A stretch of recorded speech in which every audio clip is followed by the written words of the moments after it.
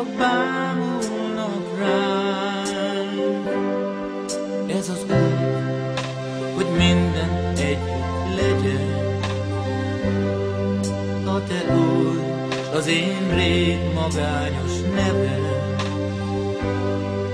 Ezután már a szálloda portán kiderül, hogy enyém vagy nem vagy már egyedül, s tám másképp néznek rám.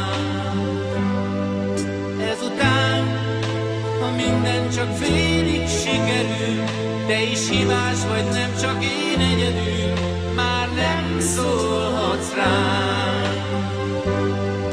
Maradunk, hol eddig voltunk, s leszünk. Csak a világ, az táncolt egy kört nekünk.